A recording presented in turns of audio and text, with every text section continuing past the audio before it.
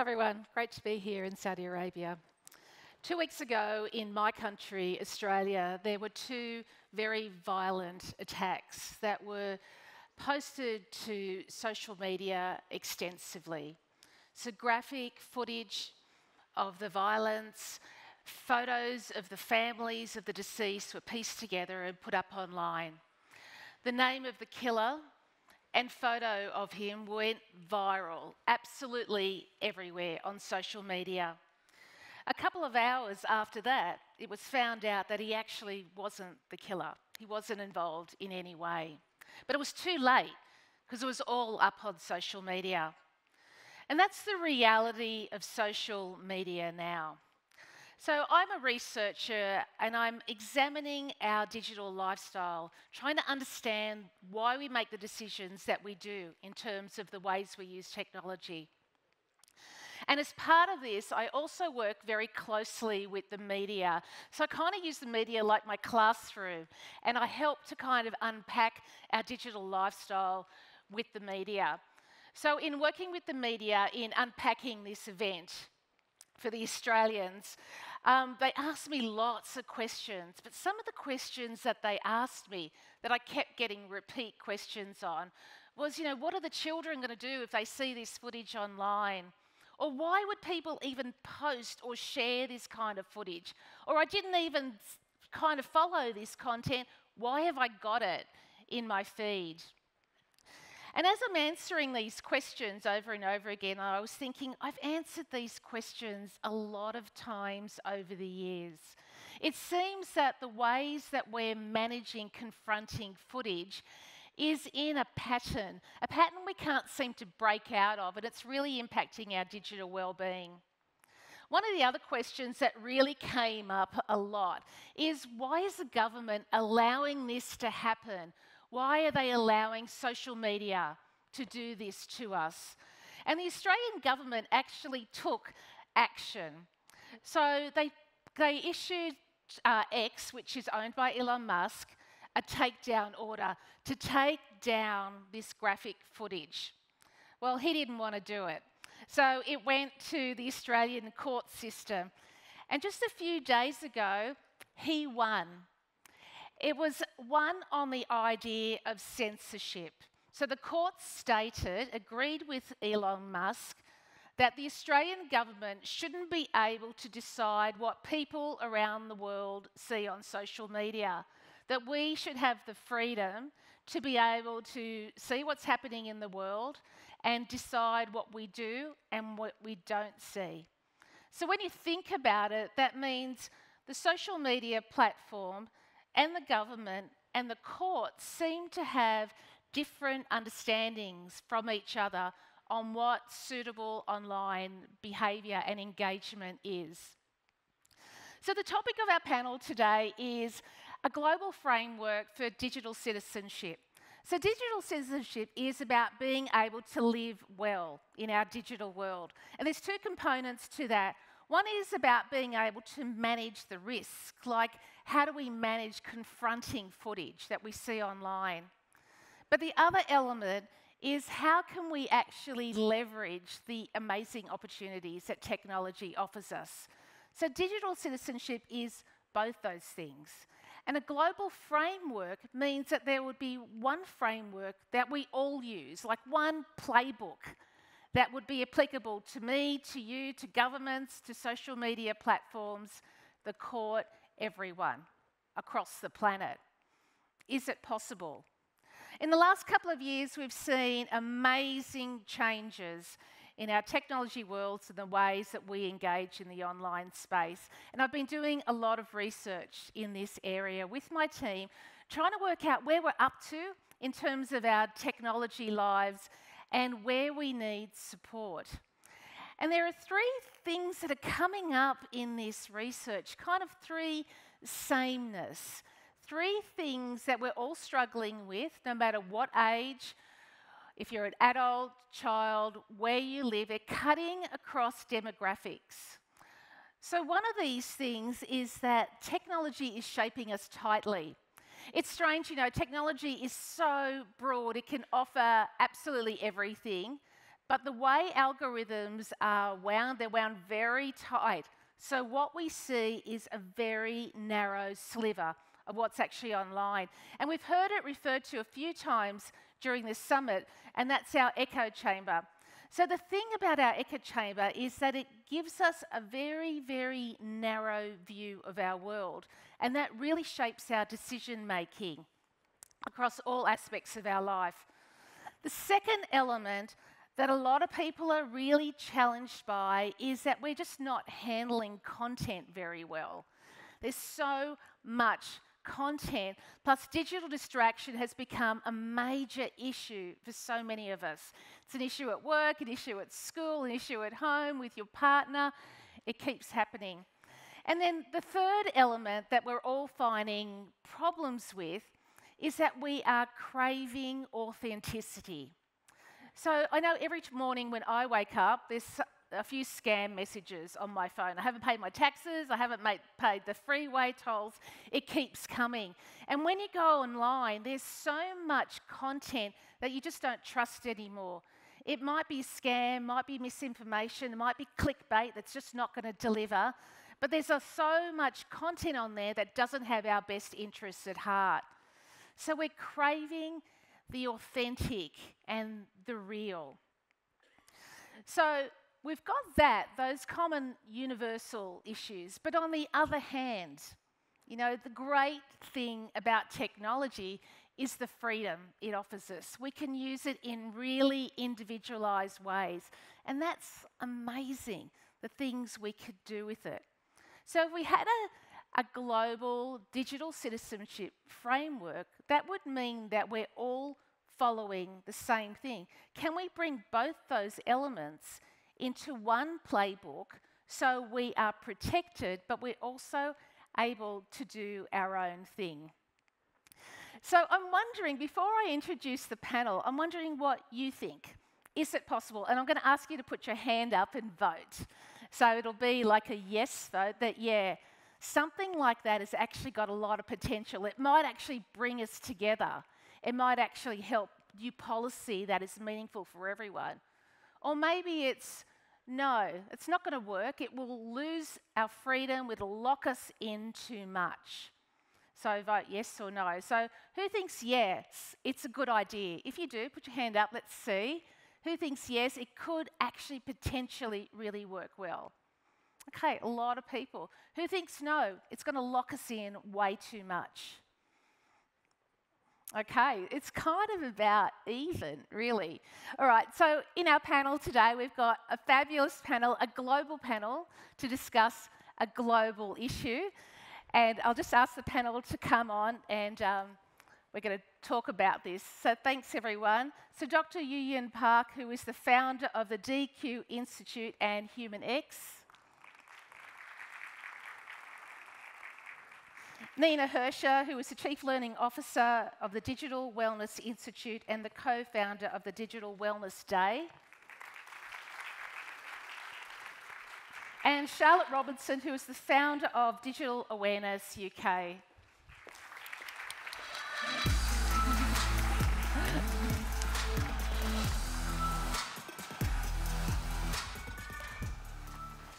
Thanks, everyone. I'm really excited to talk about this, and we've talked about it quite extensively, but we're really looking forward to getting into this discussion. So I'll start with you, Dr. Park. So for those of us who haven't read your book yet, and I have, what is the digital intelligence DQ concept and framework, and could acceptance of it kind of solve these issues that so many of us are experiencing? And are you finding challenges trying to distribute it globally? Sure. Hello, everyone. I'd like to thank Think for organizing this wonderful event. It is an honor to be part of it. I just actually prepared a few slides. So I think it's a framework you need to see, right? So I just put up the slide. So can we put the slide up? Because we talk about the digital citizen, right? So what does it mean by digital citizen? So I want to ask about what is a human is about.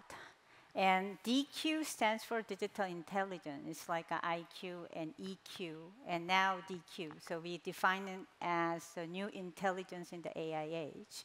And I'm not going to go in deeper, but one thing that I wanted to emphasize, DQ is not just about the technical digital skills. It actually has to root it with the value.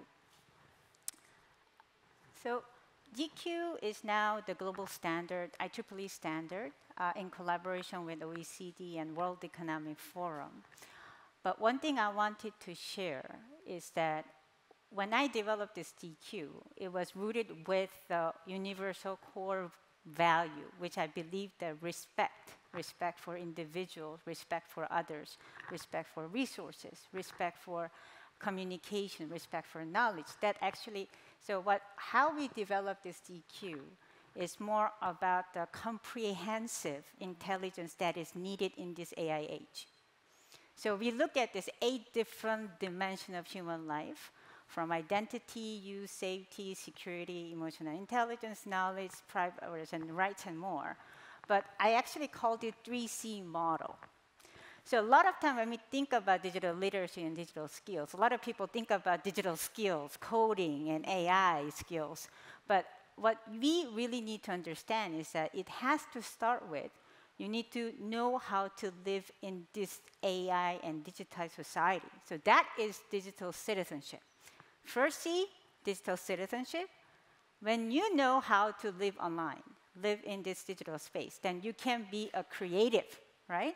So second part to C is digital creativity. When you know how to create, coding, computational thinking, all this part, you need to be competitive, right? So digital leaders and competitive and innovation come from third C. So DQ has been academically rigorously researched, and we look at the almost 70 international frameworks around the world, and we developed a common language and taxonomy that can build into the future readiness skills, and also that links with the universal value of sustainability, well-being on top of economic growth. So we developed this DQ to support about all frameworks around the world. So question about do we need the global frameworks? Why? Because it is not because it has to be universal. It has to apply to local setting, national setting, different industry setting. So you need to see these beautiful frameworks everywhere around the world. Not our frameworks, your frameworks. So even with the DQ, we develop more than hundreds frameworks to support. And we work with all these different international agencies, national government, and industry to develop their own their digital frameworks. So let's go back to digital citizenship. And I think she actually made a very good point. What is our human? We want to reflect what we actually heard over the whole this event. We talk about how to be mindful, how to be intentional, how to be really purposeful to use in our presence in a digital space. That's one dimension of digital use. But we want to talk about how we use responsibly. That's digital safety, cybersecurity. And we talk about digital footprint and privacy and all. So that's what is it. We need to make a right decision. That's a key of digital citizenship. How to make a right decision to turn the risk into the opportunity. So I had a privilege to work with more than 100 organizations from 2017 to 22 to help children to learn about digital citizenship. And I learned so much with that collaboration. And one thing, if I can share, is that I am also optimistic about the future, but empowerment of children, young children, to become really the good decision maker will be the critical for digital citizenship. Thank you. Yeah, thanks. Okay, Nina, we've heard lots over the course of the summit, all the issues that we're having, the digital lifestyle issues. I wonder if you're finding that people are becoming more aware of the impact that tech is having on us, and if digital well-being is becoming more important to people. Yes, absolutely. I think that digital well-being is becoming more commonplace. I've heard a lot of different definitions over the course of the 2 days here. At the Digital Wellness Institute, we define digital well-being as the optimum state of health and well-being that each individual can achieve using technology. And so I think that's really a grounding force because we want to know what good looks like. We want to know what we're kind of working towards. And this year in particular, we're seeing an uptick in the news where this is top of mind for so many people. And from children's well-being and Senate hearings to college kids having issues with academic achievement and distraction and mental health, there's so much charge right now, and I think we're kind of reaching this peak of the perfect time to talk about it, and so this summit couldn't be timed any better. I really came into this, when I was in school for counseling, I was working with undergraduates doing my clinical practicum, and I realized that there was a huge need to look at digital citizenship as well as digital habits in general with college kids. And this was before COVID. This was a while ago. And there wasn't any knowledge translation. There weren't any unified frameworks or anything like that. And so it's really become my passion. And so coming from that kind of counseling perspective, I think it's up to us to create these kind of courageous operating systems and frameworks where we can come together as communities of practice, just like Sync, just like right now, and really identify where we're wanting to know different information than maybe what we've been taught, if we've even been taught at all. And a lot of the work that we're doing is what I call bridge education. And so it's maybe the education that hasn't yet been embedded, integrated into different systems, from college kids to nurses to clinicians. And now there are beginning to be digital well-being and digital citizenship classes taught in K through 12 in colleges, but this is still a very, very new concept. And so speaking of unified frameworks, I'll show you a few slides here. There we go. Okay, and so at the Digital Wellness Institute, we form two different wheels. I'm a visual learner. I know that many of you are as well. And there are a lot of different wheels that we're talking about merging in some way because there's such great work. But the digital balance wheel is kind of the consolidated version of the digital flourishing wheel that we created 5 years ago. And the categories are boundaries, belonging, and balance. And digital citizenship very cleanly falls into that category of belonging. And so you can see on the screen, these are just a few characteristics of what digital citizenship looks like in the workplace specifically. But even more broadly speaking, this is the flourishing wheel. The flourishing wheel is near and dear to my heart. I had the opportunity to present at the first Sync Summit. We've come a long way since then. But this wheel, I think, represents that people are coming from places of prevention as well as triage. And so acknowledging that and acknowledging that we don't really ever know truly what's going on in someone else's life. And so while somebody might be struggling with productivity, that challenge might be because of something that's happening online. That challenge might be because of some pain that they're going through, some way that they're being targeted. And I've heard a lot this time about the pain, which is really important to recognize, because as hard as those stories can be to talk about, I think that pain can also be a portal for learning. And so normalizing these conversations and talking about what topics on this wheel really speak to you, and how do they all kind of get back to this core of digital citizenship is really important. So I'm always the actionable person. So the last slide I'm going to show you is the Digital Flourishing survey. If anybody wants to take it, you can get your free checkup at digitalflourishing.com. And in that flourishing wheel, there will be questions in each category. And then at the end, you get your overall score of how you're doing, as well as a report on each of those categories. That's the general version. We also have one that's been published for both adolescents and for adults that's been peer reviewed and everything like that. That took a long time over the past 5 years because there wasn't any tool that had yet been developed for what it looks like to flourish online. And so while there are wonderful clinical instruments for things like gaming disorder, this was the first one of its kind, and we hope that it's very helpful to all of you as we move towards these more unified frameworks. Thanks, Dina. All right, Charlotte, your turn. Okay, so you're a huge advocate for safety online. You work with organisations and corporations and governments. Do you believe a universal global digital citizenship framework is possible? Like, is it necessary? Is it possible? Like, big question. Right, thank you, Joanne, and thank you for having me as well. Really excited to be here.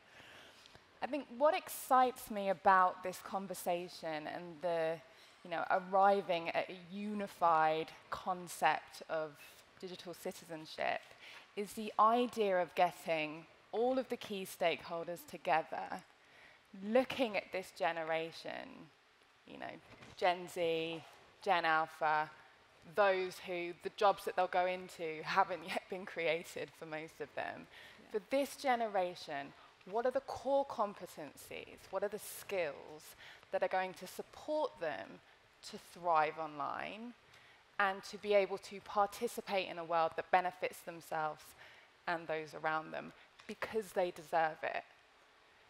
What does this look like? So as an organization, we deliver digital skills education globally. So we are always having to refer to local guidance to measure, success.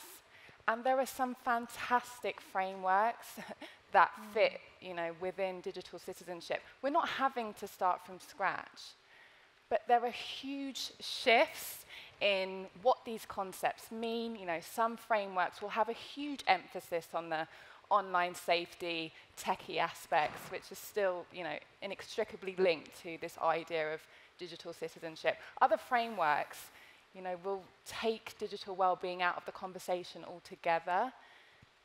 So having this unified understanding, how wonderful would it be if all of the educators here, we were all, being steered by similar guidance that we felt comfortable with? It would have to be incredibly flexible, but I do think it's possible. I do think it's important.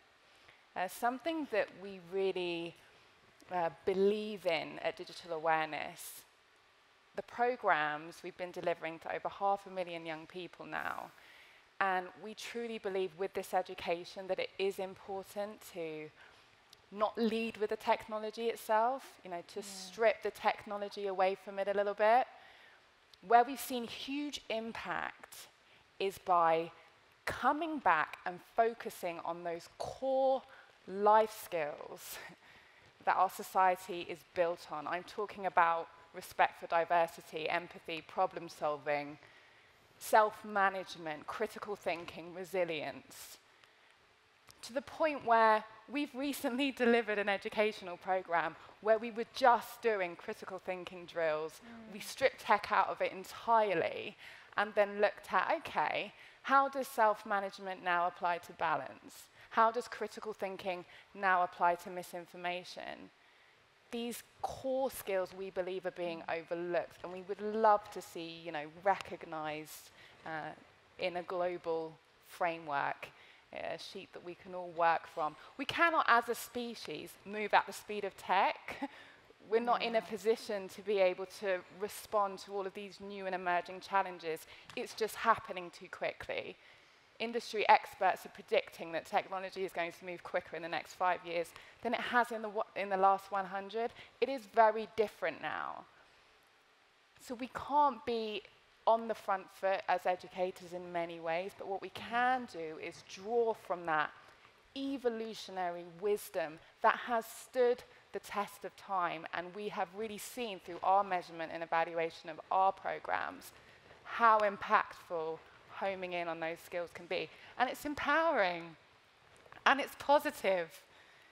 And no young person, that they're exhausted. They've heard all of the tech advice, the same solutions being pushed out.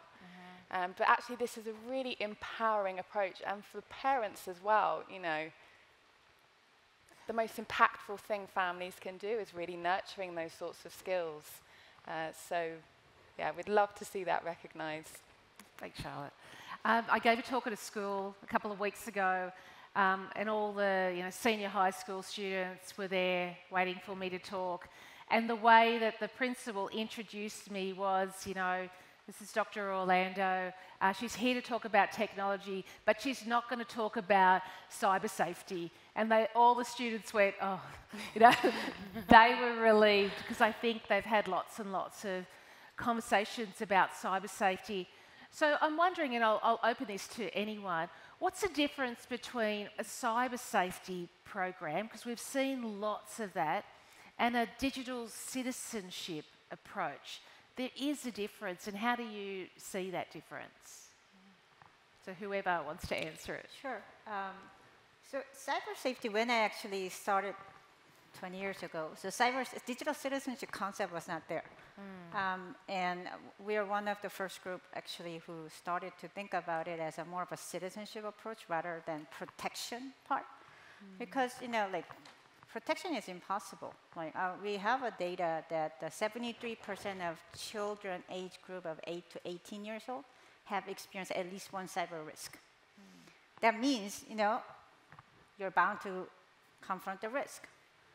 So it's more about how we can empower children to become, we talk about how we can enable them to become an independent thinker, to make a right choice.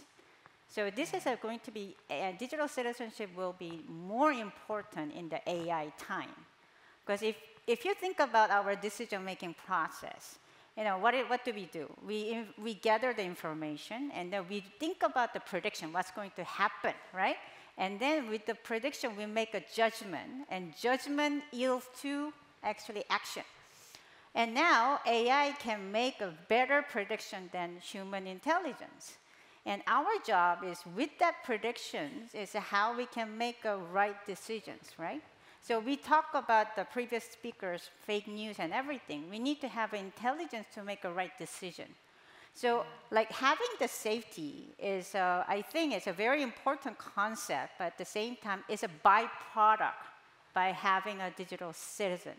So I think we want to focus on more about how we want to, just speaker said, how we can flourish, how we can empower.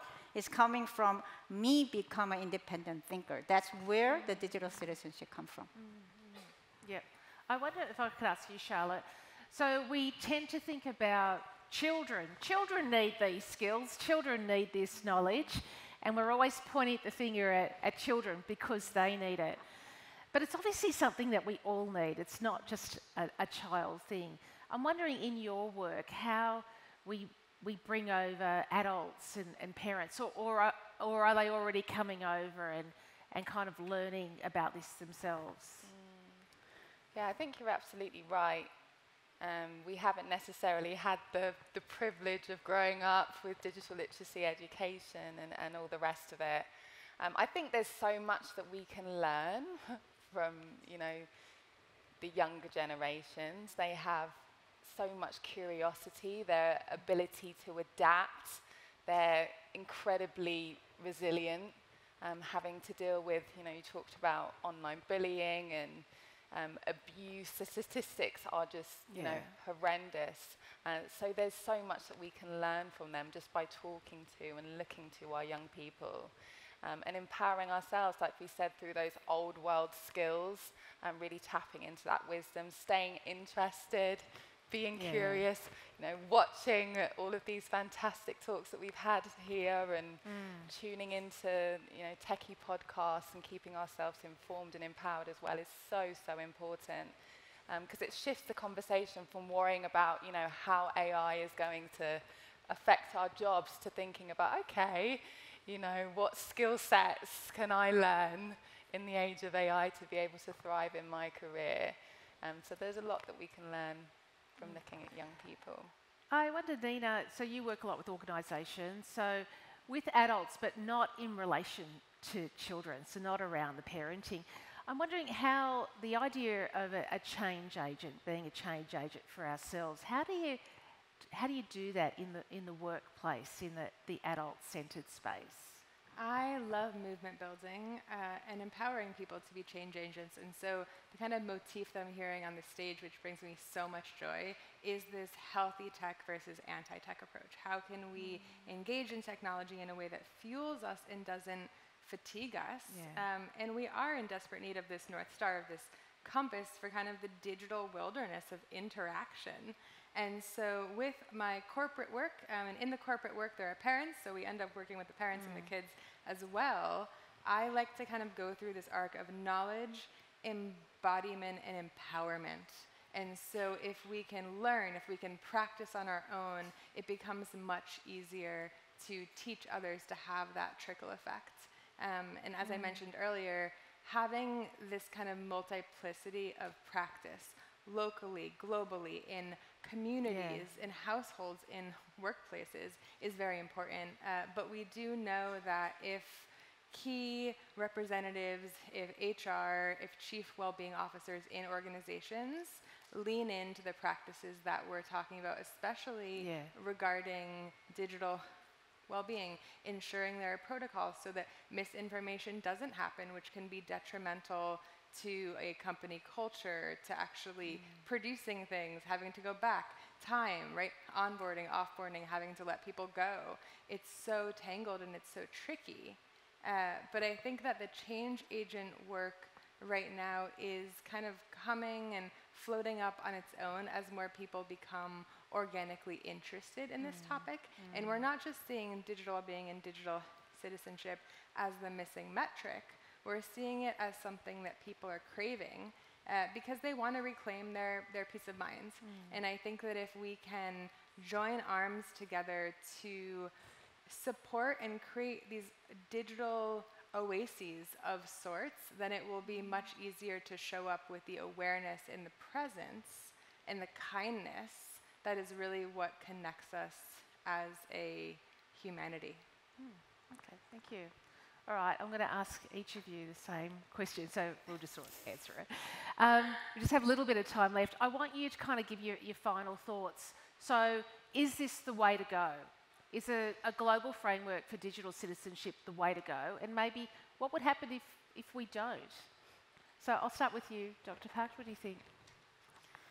Well, what you ask is quite a loaded question. I know. And then global citizenship can be defined in multiple ways. But let me talk, because we talk about the framework. Framework, why do we need framework? That's boring stuff, right?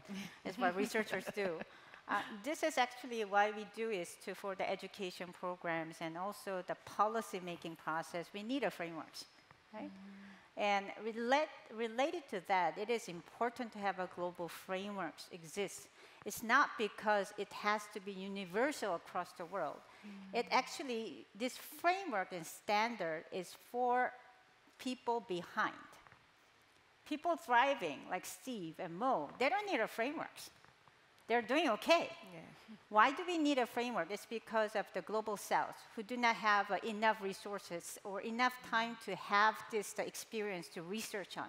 So having great global frameworks help them to start with very fast and very efficiently to develop their own frameworks.